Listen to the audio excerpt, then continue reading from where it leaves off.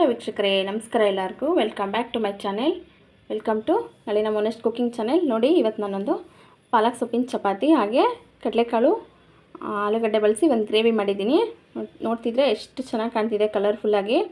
ನೋಡಿ, ಈ ರೆಸಿಪಿ ನಿಮಗೆ ವಿಡಿಯೋ ಇಷ್ಟ ಆದರೆ ಲೈಕ್ ಮಾಡಿ, ನನ್ನ ಚಾನಲ್ನ ಕಮೆಂಟ್ ಮಾಡೋದ್ರಿ.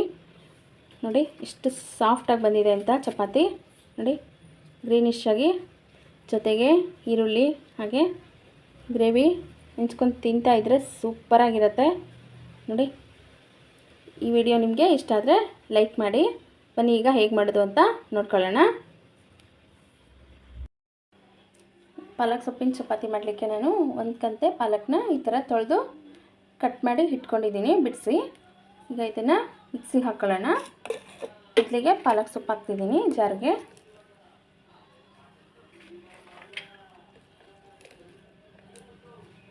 ಹಾಗೆಯೇ ಇದಕ್ಕೆ ಸ್ವಲ್ಪ ಶುಂಠಿ ಹಾಕ್ತಾಯಿದ್ದೀನಿ. ನೋಡಿ, ಶುಂಠಿ ಹಾಗೆಯೇ 2 ಹಸಿಮೆಣಸಿನ್ಕಾಯಿ ಹಾಕಿದ್ದೀನಿ. ಇಷ್ಟೇ ಇದಕ್ಕೆ ಬೇಕಾಗಿರೋದು. ಇದಕ್ಕೆ ಬೇಕಂದರೆ ನೀವು ಜೀರಿಗೆನೂ ಹಾಕ್ಕೋಬೋದು. ನಾನಿಲ್ಲಿ ಹಾಕಿಲ್ಲ. ಬನ್ನಿ ಇದನ್ನು ನೈಸಾಗಿ ಪೇಸ್ಟ್ ಮಾಡ್ಕೊಂಬರೋಣ. ಇಲ್ಲಿ ನಾನು ಒಂದು ಅರ್ಧ ಕೆಜಿಯಷ್ಟು ಗೋಧಿ ಹಿಟ್ಟು ತೊಗೊಂಡಿದ್ದೀನಿ. ಚಪಾತಿಗೆ ಹಿಟ್ಟು ಕಲಿಸ್ಕೊಳ್ಳೋಣ. ನನ್ನಲ್ಲಿ 4 ರಿಂದ 5 ಜನಕ್ಕೆ ಮಾಡ್ತಾಯಿದ್ದೀನಿ. ಇದಕ್ಕೆ ರುಚಿ ತಕ್ಕಾಗೆ ಉಪ್ಪು ಹಾಕ್ಕೊಳ್ಳೋಣ. ಹಾಗೆಯೇ ಇದಕ್ಕೆ ಎಣ್ಣೆ ಹಾಕ್ತಾಯಿದ್ದೀನಿ. ಚಪಾತಿಗೆ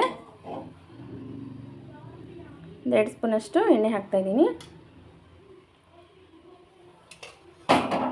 ಹಾಗೆಯೇ ಮಿಕ್ಸಿಗೆ ಹಾಕ್ಕೊಂಡಿರೋಂಥ ಪಾಲಕ್ ಸೊಪ್ಪಿಂದು ಪೇಸ್ಟ್ ಹಾಕ್ತಾಯಿದ್ದೀನಿ. ನೋಡಿ, ಇಷ್ಟು ಕಲರ್ಫುಲ್ಲಾಗಿ ಬಂದಿದೆ, ಗ್ರೀನಿಯಾಗಿ. ಇದನ್ನ ಇದಕ್ಕೆ ಹಾಕ್ತಾಯಿದ್ದೀನಿ. ಮಕ್ಕಳು ಸೊಪ್ಪು ತಿನ್ನೋದಿಲ್ಲ. ಈ ಥರ ಮಾಡೋದ್ರಿಂದ ಹೆಲ್ದಿಯಾಗೂ ಇರುತ್ತೆ, ಟೇಸ್ಟಿಯಾಗೂ ಇರುತ್ತೆ. ಈ ಥರ ಏನೋ ಡಿಫ್ರೆಂಟಾಗಿ ಮಾಡಿಕೊಟ್ಟಂಗೂ ಆಗುತ್ತೆ ಮಕ್ಕಳಿಗೆ. ಈಗ ಇದಕ್ಕೆ ಇದೇ ಜಾರ್ಗೆ ಸ್ವಲ್ಪ ನೀರು ಹಾಕಿ ಹಾಕೋತಾ ಇದ್ದೀನಿ. ನೋಡಿ, ಈ ಥರ ಇದಕ್ಕೆ ನೀರು ಹಾಕ್ಬಿಟ್ಟು ಹಾಕ್ತಾಯಿದ್ದೀನಿ. ಕಲರ್ ನೋಡಿರಿ, ನ್ಯಾಚುರಲ್ ಕಲರ್ ಎಷ್ಟು ಚೆನ್ನಾಗಿ ಬಂದಿದೆ ಅಂತ. ಇದನ್ನೆಲ್ಲ ನೀಟಾಗಿ ಮಿಕ್ಸ್ ಮಾಡ್ಕೊಳ್ಳೋಣ. ನೀವು ಇದರಲ್ಲಿ ಪೂರಿ ಸಹ ಮಾಡ್ಕೋಬೋದು, ಚೆನ್ನಾಗಿರುತ್ತೆ. ಪಾಲಕ್ ಸೊಪ್ಪಿಂದು ಚಪಾತಿ ಅಥವಾ ಪೂರಿ ಎರಡಕ್ಕೂ ಬರುತ್ತೆ. ನೀಟಾಗಿ ಇದನ್ನೆಲ್ಲ ಮಿಕ್ಸ್ ಮಾಡ್ಕೊಂಡು ಕಲಿಸ್ಕೊಳ್ಳೋಣ. ನೀರು ನೋಡಿ ಹಾಕ್ಕೊಳ್ಳಿ. ಪಾಲಕ್ದು ಪೇಸ್ಟ್ ಹಾಕಿದ್ದೀವಲ್ಲ, ಅದರಲ್ಲಿ ನೀರು ತುಂಬ ಇರುತ್ತೆ, ನೋಡಿ ಹಾಕ್ಕೊಳ್ಳಿ. ನೋಡಿ, ಇದಕ್ಕೆ ಸ್ವಲ್ಪ ಎಣ್ಣೆ ಹಾಕಿ ನೀಟಾಗಿ ನಾದ್ಕೊಳ್ಳೋಣ. 1 ಸ್ಪೂನಷ್ಟು ಎಣ್ಣೆ ಹಾಕಿದ್ದೀನಿ. ನೀಟಾಗಿ ಎಷ್ಟು ಚೆನ್ನಾಗಿ ಹಿಟ್ಟು ನಾದ್ಕೋತೀರಿ ಅಷ್ಟು ಚೆನ್ನಾಗಿ ಬರುತ್ತೆ ಚಪಾತಿ, ಸ್ಮೂತಾಗಿ ಸಾಫ್ಟಾಗಿ. ಕಲರ್ ನೋಡಿ ಎಷ್ಟು ಚೆನ್ನಾಗಿ ಬಂದಿದೆ ಅಂತ. ಈ ಥರ ಕಲಸಿ ನಾದಿ ಇಟ್ಬಿಡೋಣ ಒಂದು 5 ನಿಮಿಷ. ಇದನ್ನು ಮೇಲೆ ಸ್ವಲ್ಪ ಎಣ್ಣೆ ಸವರ್ಬಿಡೋಣ. ಇದಕ್ಕೆ ಒಂದು ಪ್ಲೇಟ್ ಮುಚ್ಚಿ ಒಂದು 10 ನಿಮಿಷ ಇಟ್ಬಿಡೋಣ. ಇದನ್ನು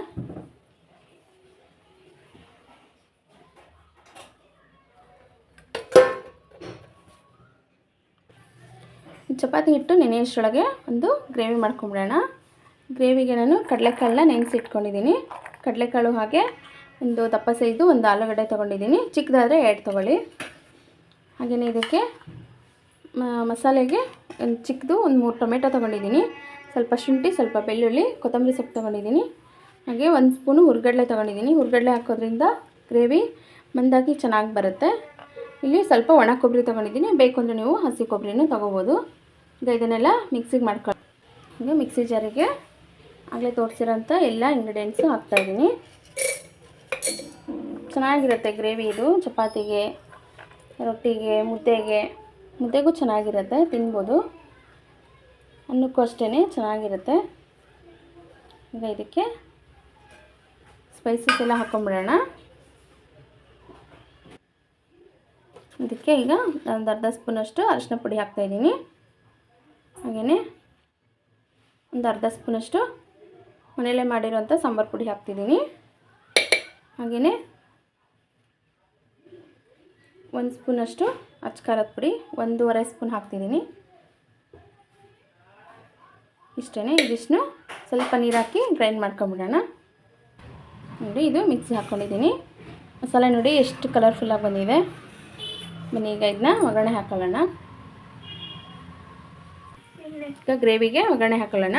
ಇದಕ್ಕೆ 1 ಸ್ಪೂನು ಎಣ್ಣೆ ಹಾಕ್ತಾಯಿದ್ದೀನಿ.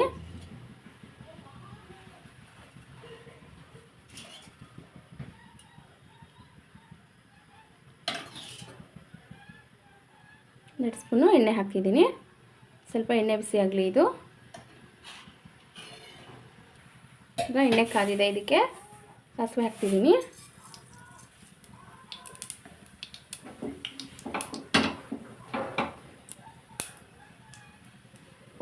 ಚೆನ್ನಾಗಿ ಸಾಸಿವೆ ಚಟಪಟ ಅಂತ ಸಿಡಿಬೇಕು.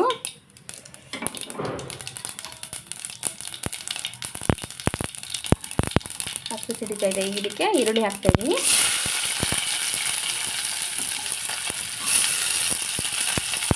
ಚೆನ್ನಾಗಿ ಫ್ರೈ ಮಾಡ್ಕೋಬೇಕು.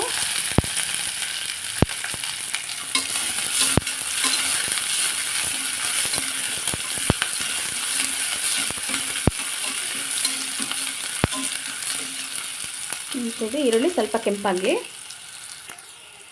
ಇದಕ್ಕೆ ಕರಿಬೇವು ಹಾಕ್ತಾಯಿದ್ದೀನಿ.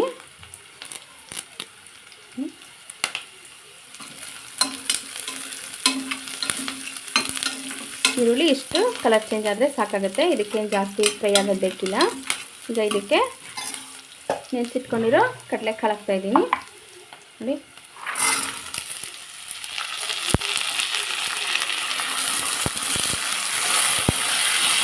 ಮತ್ತು ಆಲೂಗಡ್ಡೆನೂ ಹಾಕ್ತಾಯಿದ್ದೀನಿ.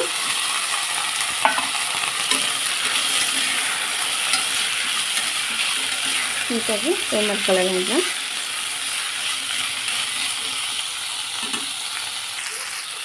ಇದು ಎಣ್ಣೆಲಿ ಸ್ವಲ್ಪ ಫ್ರೈ ಆಗಿದೆ. ಈಗ ಇದಕ್ಕೆ ಹಾಕ್ಕೊಂಡಿರೋ ಮಸಾಲೆ ಹಾಕೊಳ್ಳೋಣ.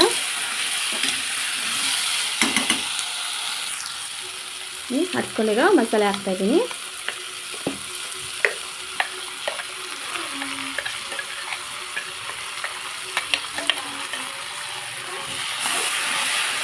ಸ್ವಲ್ಪ ಚೆನ್ನಾಗಿ ಮಿಕ್ಸ್ಕೊಳ್ಳೋಣ. ಇದಕ್ಕೆ ಒಂದ್ಸಲ ಟ್ರೈ ಮಾಡಿ ನೋಡಿ, ಸೂಪರಾಗಿ ಬರುತ್ತೆ ಕಡಲೆಕಾಳು ಗ್ರೇವಿ. ಮೈಸೂರು ಕಡೆ ಎಲ್ಲ, ಮೈಸೂರು ಬೆಂಗಳೂರು ಕಡೆ ಇಡ್ಲಿಗೂ ಸಹ ಇದನ್ನೇ ಕಡಲೆಕಾಳು ಗ್ರೇವಿನೇ ಮಾಡೋದು. ನೋಡಿ ಕಲರ್ ಎಷ್ಟು ಚೆನ್ನಾಗಿ ಬಂದಿದೆ. ಈಗ ಇದಕ್ಕೆ ಇದೇ ಮಿಕ್ಸಿ ಜಾರ್ಗೆ ಸ್ವಲ್ಪ ನೀರು ಹಾಕಿ ಹಾಕೋತಾ ಇದ್ದೀನಿ. 1 ನಿಮಿಷ ಸ್ವಲ್ಪ ಹೀಗೆ ಫ್ರೈ ಮಾಡೋಣ.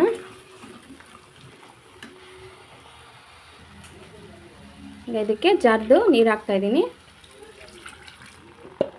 ಗ್ರೇವಿಗೆ ಎಷ್ಟು ಬೇಕೋ ಅಷ್ಟು ನೀರು ನೋಡಿ ಹಾಕ್ಕೊಳ್ಳಿ.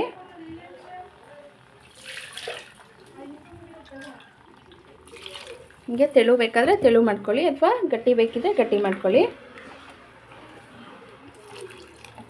ಇಷ್ಟು ನೀರು ಹಾಕಿದ್ದೀನಿ ನಾನು. ಬೆಂದಾದ್ಮೇಲೆ ಇದು ಸ್ವಲ್ಪ ಗಟ್ಟಿಗಾಗುತ್ತೆ ಅಷ್ಟೇ. ಈಗ ಇದಕ್ಕೆ ರುಚಿ ತಕ್ಕಷ್ಟು ಉಪ್ಪು ಹಾಕೋತಾ ಇದ್ದೀನಿ. ನೋಡಿ, ನಾನು ಯಾವಾಗಲೂ ಕೈ ಎಳ್ತಲೇ ಹಾಕ್ತಿದ್ದೀನಿ. ಸ್ಪೂನಲ್ಲಿ ನನಗೆ ಹೆಚ್ಚು ಕಡಿಮೆ ಆಗುತ್ತೆ ಅಂತ ನಾನು ಕೈ ಎಳ್ತಲೇ ಹಾಕ್ತಾಯಿದ್ದೀನಿ. ಘಮ ಮಾತ್ರ ಸೂಪರಾಗಿದೆ. ಇದನ್ನು ಕುಕ್ಕರು ಮುಚ್ಚಿಬಿಟ್ಟು ಇದನ್ನು 2 ವಿಷಿಲು ಕೂಗಿಸ್ಕೊಳ್ಳೋಣ. ಈಗ ಕುಕ್ಕರು ಕ್ಲೋಸ್ ಮಾಡ್ತಾಯಿದ್ದೀನಿ. ಇದನ್ನು 2 ವಿಷಿಲು ಬೇಯಿಸ್ಕೊಳ್ಳೋಣ. ಈಗ ಕುಕ್ಕರ್ ತಣ್ಣಗಾಗಿದೆ. ಬನ್ನಿ ಹೇಗಾಗಿದೆ ನೋಡೋಣ ಗ್ರೇವಿ. ಎಷ್ಟು ಸಖತ್ತಾಗಿ ಬಂದಿದೆ ಅಂತ, ಕಲರ್ಫುಲ್ಲಾಗಿ ಬಂದಿದೆ. ಒಳ್ಳೆ ನೋಡಿ, ತುಂಬಾ ಚೆನ್ನಾಗಾಗಿದೆ. ಸ್ವಲ್ಪ ತೆಳ್ಳಗೆ ಮಾಡಿದ್ದೀನಿ ನಾನು, ಅನ್ನಕ್ಕೂ ಬರುತ್ತೆ ಅಂತ. ನೀವು ಸ್ವಲ್ಪ ಗಟ್ಟಿಗೆ ಬೇಕಾದ್ರೆ ಮಾಡ್ಕೋಬೋದು. ನೋಡಿ ತುಂಬಾ ಚೆನ್ನಾಗಿ ಬಂದಿದೆ. ಬನ್ನಿ ಈಗ ಇದನ್ನು ಸರ್ವ್ ಮಾಡ್ಕೊಳ್ಳೋಣ. ಈಗ ಹಿಟ್ಟು ಚೆನ್ನಾಗಿ ನೆಂದಿದೆ ನೋಡಿ. ಈ ಥರ ನೀಟಾಗಿ ನಾದ್ಕೋಬೇಕು ಹಿಟ್ಟು. ಸ್ವಲ್ಪ ಹಿಟ್ಟು ಹಾಕಿ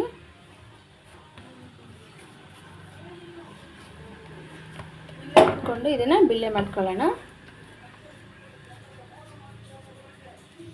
ನೋಡಿ ಈ ಥರ ಚಿಕ್ಕ ಚಿಕ್ಕದಾಗಿ ಬಿಲ್ಲೆ ಮಾಡ್ಕೊಳ್ಳೋಣ. ನೋಡಿ ಎಷ್ಟು ಕಲರ್ಫುಲ್ಲಾಗಿ ಬಂದಿದೆ ಹಿಟ್ಟು.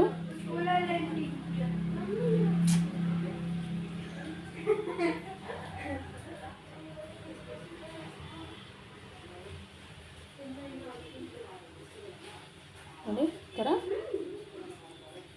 ಮಾಡಿ ಇಟ್ಕೊಂಡು ಕತ್ಲು ಅನಿಸುತ್ತೆ ಸ್ವಲ್ಪ ಸ್ಲ್ಯಾಬ್ ಮೇಲೆ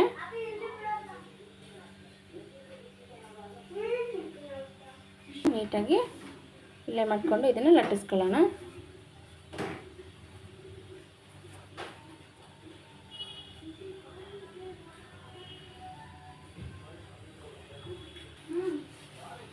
ನೀಟಾಗಿ ಥರ ಹಿಟ್ಟಾಕಿಟ್ಟು ಲಟ್ಟಿಸ್ಕೊಳ್ಳೋಣ.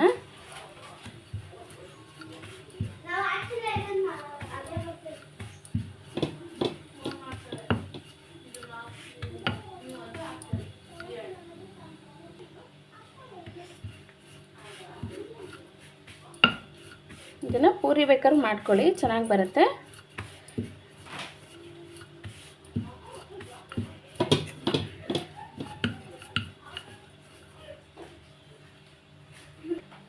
ನೋಡಿ ಈ ಥರ ಲಟ್ಸಿ ಇಟ್ಕೊಂಡಿದ್ದೀನಿ. ಈಗ ಇದನ್ನು ಬೇಯಿಸ್ಕೊಳ್ಳೋಣ. ಬನ್ನಿ ಈಗ ಚಪಾತಿ ಬೇಯಿಸ್ಕೊಳ್ಳೋಣ. ನೋಡಿ ಲಟ್ಸ್ಕೊಂಡಿರೋ ಚಪಾತಿನ ಹೆಂಚು ಕಾದಿದೆ, ಹಾಕೋತಾ ಇದ್ದೀನಿ. ನೋಡಿ ಕಲರ್ ಎಷ್ಟು ಚೆನ್ನಾಗಿ ಬಂದಿದೆ, ಗ್ರೀನಾಗಿ. ಅದಕ್ಕೆ ನೀವು ತುಪ್ಪನಾದರೂ ಹಾಕ್ಕೊಳ್ಳಿ ಅಥವಾ ಎಣ್ಣೆನಾದರೂ ಹಾಕ್ಕೊಂಡು ಬೇಯಿಸ್ಕೊಳ್ಳಿ ಚೆನ್ನಾಗಿ.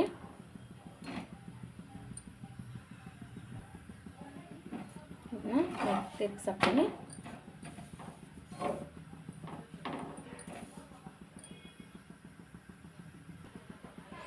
ಇವಾಗಿನ ಮಕ್ಕಳಂತೂ ಹೆಲ್ದಿಯಾಗಿರೋದು ಯಾವುದು ತಿನ್ನೋದಿಲ್ಲ, ಬೇಡದೇ ಇರೋದನ್ನೇ ತಿನ್ನೋದು. ಸ್ನ್ಯಾಕ್ಸ್, ಗೋಬಿ, ಪಾನಿಪುರಿ, ಬರೀ ಹೊರಗಡೆ ಐಟಮ್ಸೇ ಇಷ್ಟಪಡೋದು. ಈ ಥರ ಮನೇಲಿ ಸ್ವಲ್ಪ ಹೆಲ್ದಿಯಾಗಿ ಮಾಡಿಕೊಟ್ರೆ ಮಕ್ಳಿಗೂ ಹೆಲ್ತ್ ಒಳ್ಳೆಯದಾಗುತ್ತೆ. ನೀವು ಈ ಪಾಲಕ್ ಚಪಾತಿ ಮತ್ತು ಕಡಲೆಕಾಳು ಗ್ರೇವಿನ ಮನೇಲಿ ಟ್ರೈ ಮಾಡಿ ಹೇಗೆ ಬಂತು ಅಂತ ನನಗೆ ಕಮೆಂಟ್ ಮುಖಾಂತರ ತಿಳಿಸಿ. ದಯವಿಟ್ಟು ಆದಷ್ಟು ನನ್ನ ವಿಡಿಯೋಸು ನಿಮಗೆ ಇಷ್ಟ ಆದಲ್ಲಿ ಕಮೆಂಟ್ ಮಾಡಿ, ಲೈಕ್ ಮಾಡಿ, ಹಾಗೆ ಶೇರ್ ಮಾಡಿ, ಸಬ್ಸ್ಕ್ರೈಬ್ ಮಾಡ್ಕೊಳ್ಳೋದನ್ನು ಮರಿಬೇಡಿ.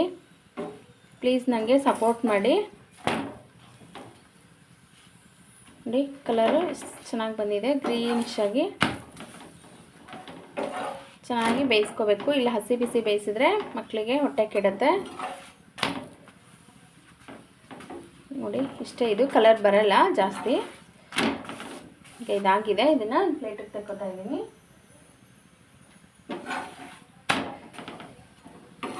ನೋಡಿ ಸಖತ್ತಾಗಿದೆ. ಈಗ ಇನ್ನೊಂದು ಬೇಯಿಸ್ಕೊಳ್ಳೋಣ.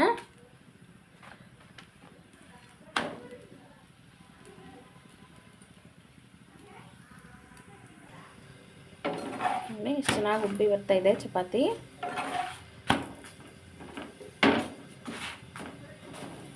ಇದು ಆಗಿದೆ, ತೆಕ್ಕೊಳ್ಳೋಣ.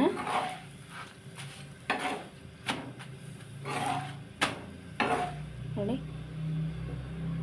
ಬನ್ನೀಗ ಇದನ್ನ ಸರ್ವ್ ಮಾಡ್ಕೊಳ್ಳೋಣ.